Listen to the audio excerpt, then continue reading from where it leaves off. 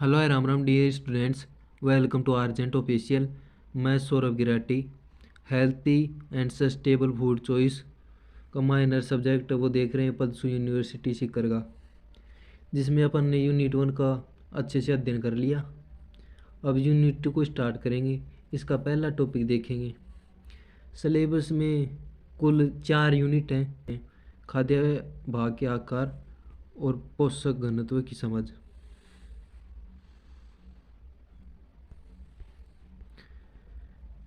इस टॉपिक में हम समझेंगे कि खाद्य भाग क्या होते हैं, इसका हमारे स्वास्थ्य पर क्या प्रभाव पड़ता है और पोषक घनत्व का भोजन की गुणवत्ता पर क्या संबंध है।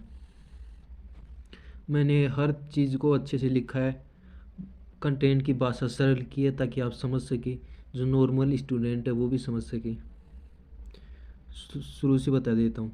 इस टॉपिक में हम क्या समझेंगे कि खाद्य भाग क्या होता है, इसका हमारे शरीर पर यानी और स्वास्थ्य पर क्या प्रभाव पड़ता है और पोषक घनत्व का भोजन की गुणवत्ता से क्या संबंध है।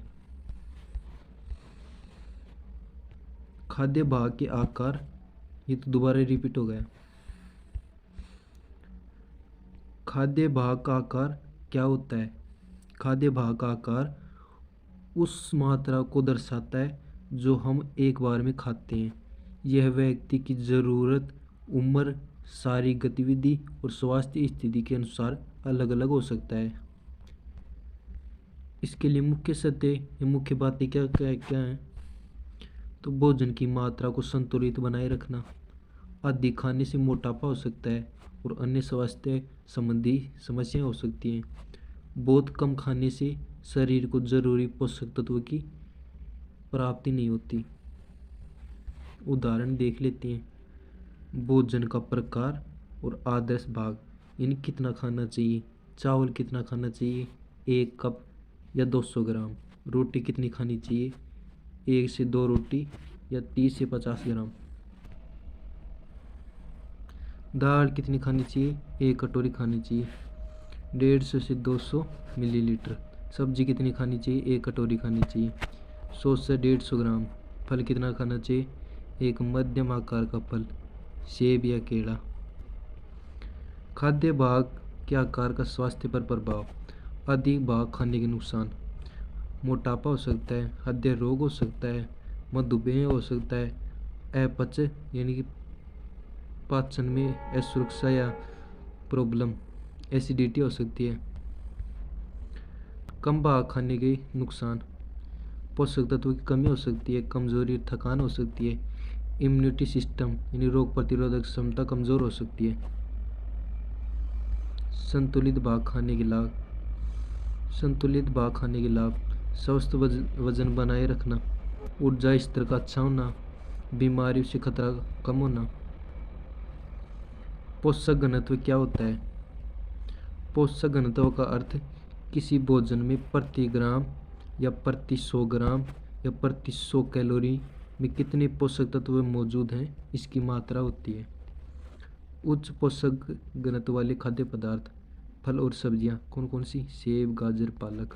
साबुत अनाज, ब्राउन राइस, जौ, ओट्स। प्रोटीन युक्त आहार जैसे दालें, अंडे और मछली। डेयरी उत्पाद जिसमें दूध, दही, पनीर। कम पोषक घनत्व वाले खाद्य पदार्थ जिनमें junk food, pizza, burger, chips. मीठे पेय पदार्थ जैसे कोल्ड ड्रिंक्स, पैकेट जूस। तले हुए खाद्य पदार्थ जैसे समोसे, पकौड़ी। संतुलित भोजन के लिए भाग का नियंत्रण कैसे करें? छोटी प्लेट और कटोरी का उपयोग करें, इससे कम मात्रा में भोजन लेने की आदत बनती है।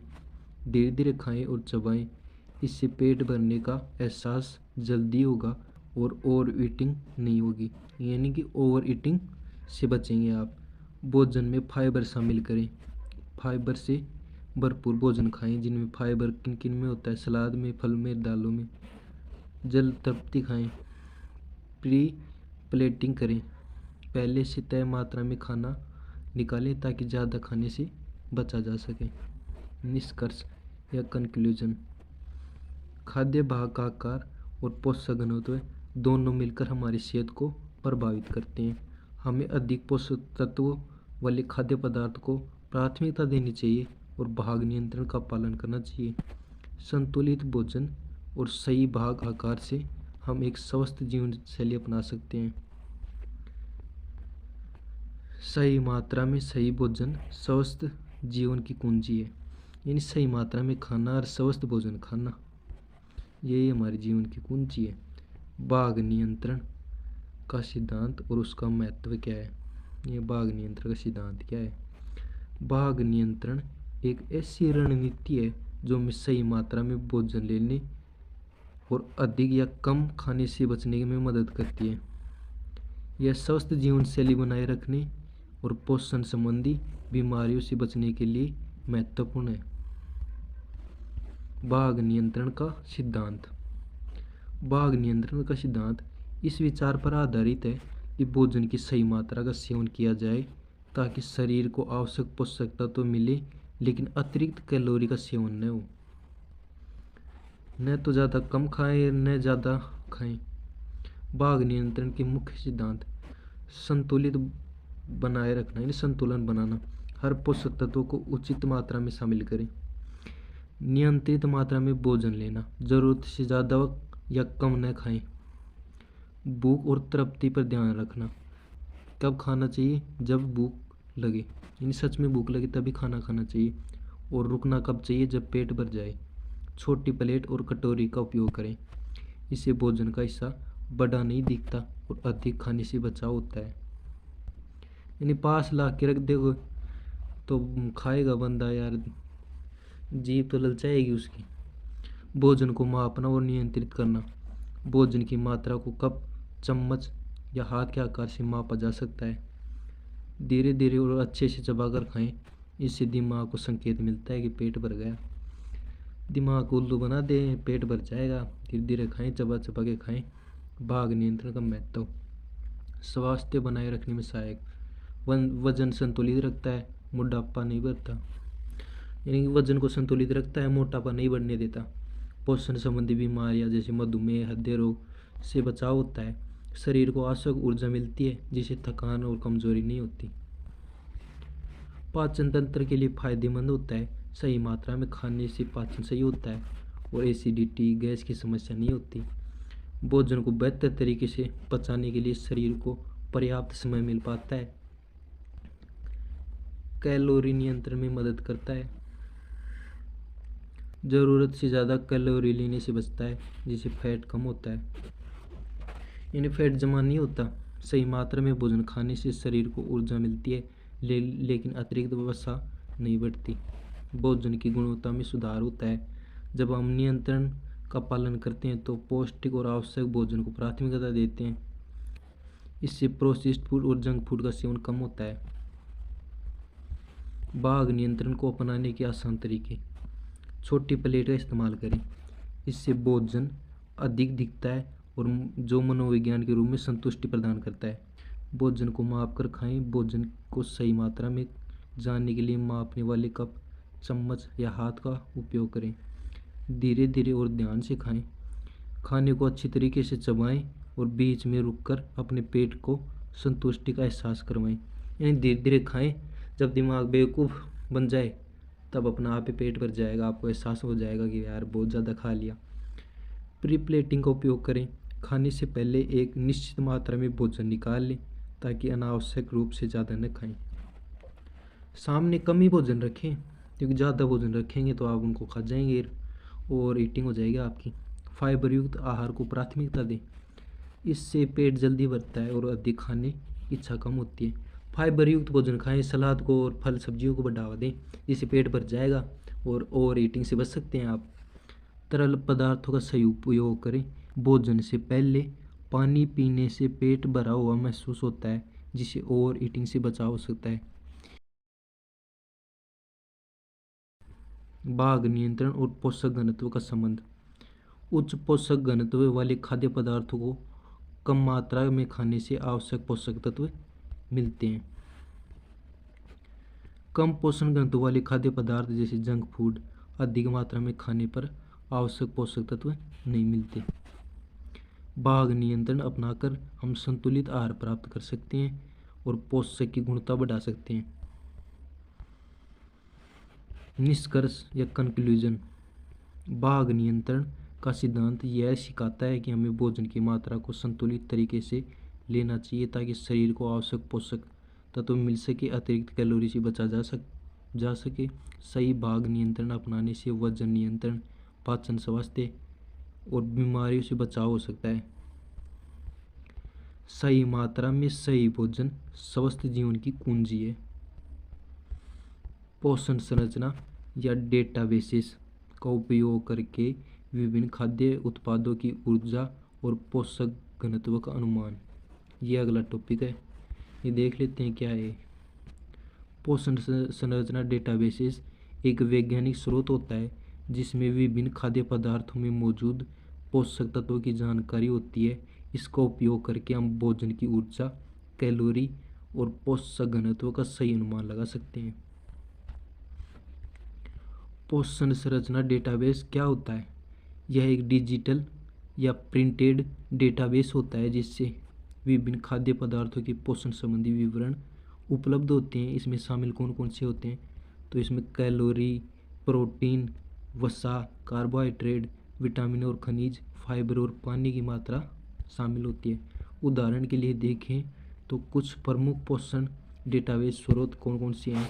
तो FSSAI, इंडियन फूड कंपोजिशन, भारतीय खाद्य पदार्थों में पोषक मूल्य, ये USDA फूड डाटाबेस, अमेरिकी कृषि विभाग द्वारा विकसित data, FAO, WHO food nutrient database, वैश्विक पोषण डेटाबेस। खाद्य पदार्थों की ऊर्जा और पोषक घनत्व का अनुमान कैसे लगाएं? ऊर्जा का अनुमान कैसे लगाएं? सबसे पहले तो ये देख लेते हैं।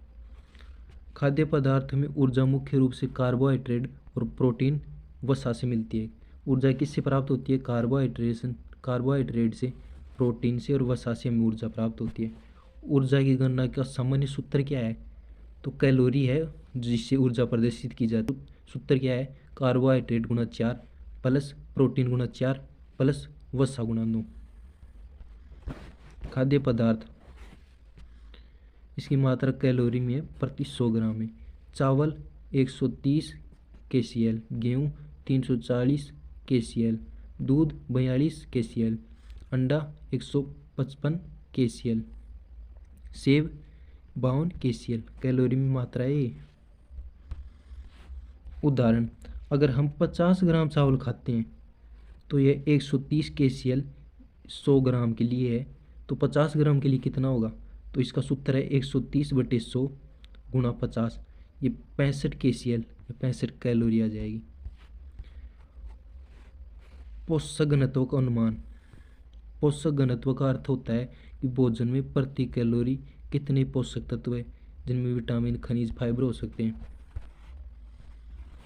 उच्च पोषक घनत्व वाले खाद्य पदार्थ जिसमें हरी सब्जियां, फल, दालें, नट्स शामिल होते हैं। कम पोषक घनत्व वाले खाद्य पदार्थ जिनमें जंक फूड, कोल्ड ड्रिंक्स, तले हुए खाद्य पदार्थ शामिल हो सकते हैं। उदाहरण के लिए खाद्य पदार्थ ब्रोकली, पोषक तत्व उच्च होते हैं जिसमें कैलोरी कम होती है, पोषक तत्व अधिक होते हैं। समोसा कम कैलोरी, अधिक पोषक तत्व कम। केला मध्यम, कार्बोहाइड्रेट और विटामिन अधिक होती हैं। जूस बिना शक्कर वाली, उच्च विटामिन सी होता है। पोषण संरचना डेटाबेस का उपयोग के फायदे। इन डेटाबेस का उपयोग के कौन कौन से फायदे होते हैं? स्वस्थ आहार की योजना बनाने में मदद मिलती है। विभिन्न खाद्य पदार्थ की तुलना करके बेहतर विकल्प चुन सकते हैं। कैलोरी और पोषक तत्वों का सही अनुमान लगाकर संतुलित आहार बनाया जा सकता है। मोटापा, मधुमेह, हृदय रोग जैसी बीमारियों को नियंत्रित करने में सहायक होते हैं। निष्कर्ष कंक्लूजन।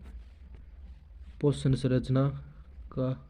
संरचना डेटाबेस का उपयोग करके हम विभिन्न खाद्य पदार्थों की ऊर्जा, कैलोरी, पोषक घनत्व का सटीक अनुमान लगा सकते हैं। इससे यह समझने में मदद मिलती है कि कौन सा भोजन हमारे स्वास्थ्य के लिए अधिक लाभदायक है। संतुलित आहार चुनकर हम स्वस्थ जीवन शैली अपना सकते हैं। सही जानकारी से सही भोजन चुने, स्वस्थ जीवन जिए। अपन ने यूनिट 1 को कंप्लीट कर लिया, 2 को कंप्लीट कर लिया, 3 और 4 यूनिट बची हैं, इनको और कंप्लीट कर लेंगे अपन, फिर इसकी एक मैराथन क्लास लाएंगे। तो टेक केयर स्टूडेंट। चैनल को सब्सक्राइब कर लेना, वीडियो को लाइक करना और कमेंट कर देना प्यारा सा, जिससे मेरे को मोटिवेशन मिलेगा। और तो क्या है, धन्यवाद।